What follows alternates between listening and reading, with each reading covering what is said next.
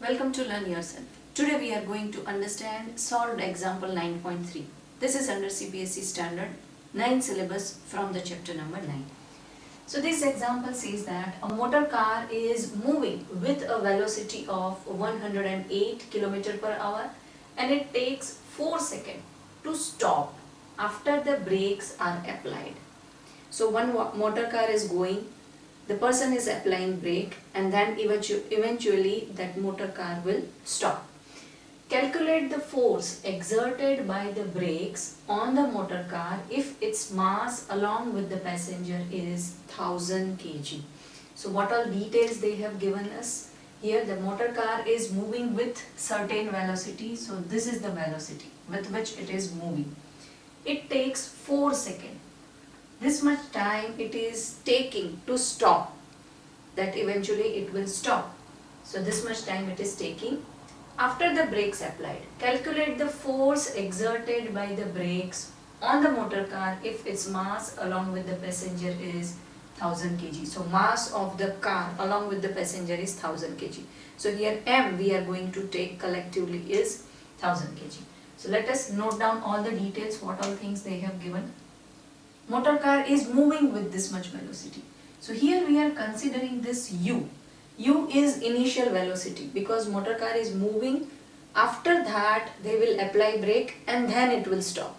So this whatever velocity they have given, it will become the initial velocity. So initial velocity is 108 km per hour. It takes 4 seconds. That means the time here is 4 seconds. For 4 seconds it will move after application of brake and then it will stop. And since it is stopping after application of brake, that means its final velocity is 0. Its final velocity is 0. V is 0 here because that is a final velocity. So if the vehicle is at the resting position and it will start, and that situation U will be 0. But here the vehicle is already in the motion, they are applying brake and then it will eventually stop. So in that case final velocity will be 0. Now what they are asking, that calculate the force exerted on the body. So we have to calculate the force, that how much force is applied via brake so it will stop. It will stop. Then mass they are telling us, that is 1000 kg. Mass is 1000 kg collectively along with the passengers. Now which formula we will use to calculate this force? So we know that formula is equals to F equals to M V minus U, that is final velocity minus initial velocity divided by T. This formula we are going to use and we will find out the force applied here. But for that let us check our all the units. So M, that is in kg, so that is appropriate unit for this formula. T is in second, time is in second, that is also applicable. But U is in kilometer per hour. U is initial velocity and it should be in meter per second. According to this force unit, it should be in meter per second. Force unit is kg meter per second square. So here this velocity should be in meter per second. So we have to convert this kilometer per hour to meter per second. Here we are going to convert kilometer per hour to meter per second. So let us understand how we can convert this. We have 108 kilometer per hour. So first kilometer we are going to convert it into meter. So kilometer is a bigger unit. When we are going to meter, we have to multiply with 1000. We have to multiply with 1000. And hour is bigger unit. When we are converting into second, we have to multiply with 3600. Hour to minute is 60 and minute to second is again 60. So directly hour to second is 60 into 60, so it is 3600. Now how we are going to multiply? 108 kilometer is in the numerator, so we are going to multiply with 1000. So it is going to convert into meter.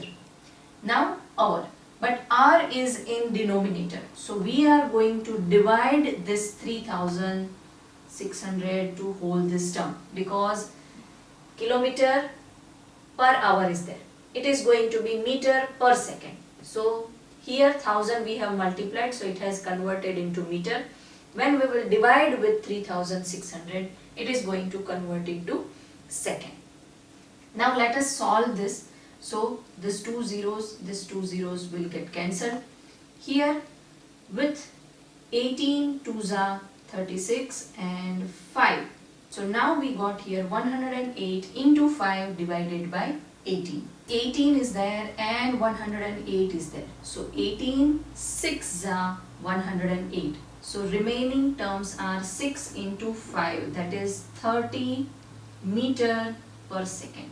So when we are converting this 108 kilometer per hour to meter per second, we will get 30 meter per second. So this term we are going to use in the formula. This term we are going to use instead of this term in our formula. Now let us put all the details here.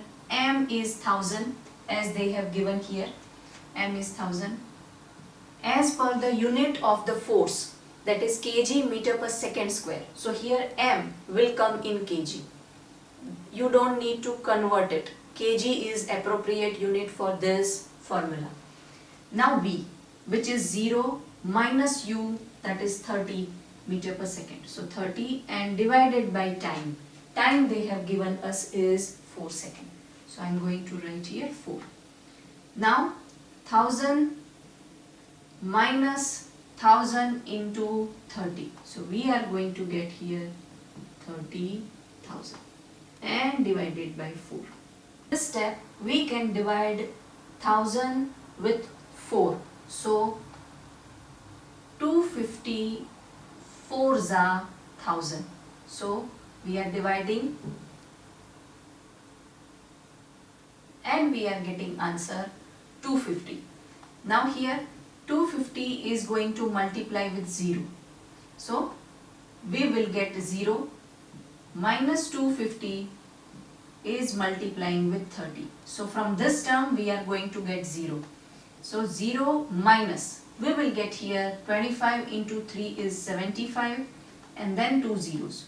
So 7500. So our answer is minus 7500 Newton.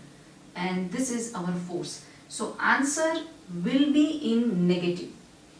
You have noticed here that answer is in negative because this force is in the opposite direction of the motion. In this case, if car is moving like this, in this direction car is moving. Once they are applying brake, what will happen? Force will be applicable to the car and this will be friction force and that will be opposite in the direction to the motion. This will be in opposite direction of the motion. So that's why force value will be negative. That's why force value will be negative. So always remember, whenever there is an application of brake and eventually the vehicle is going to stop. So when we are applying brake, that is a friction force and that force will stop the motion. So if motion is towards this side, we are stopping it. So we have to apply force in opposite direction. So that's why force sign will be negative. If force is in the same direction of the motion, then it will be positive. But if the force is in opposite direction of the motion, then it will be always negative. In coming videos, we are going to discuss many important concepts. So don't forget to subscribe, learn yourself. I'll see you in next video. Till then, keep learning, keep sharing.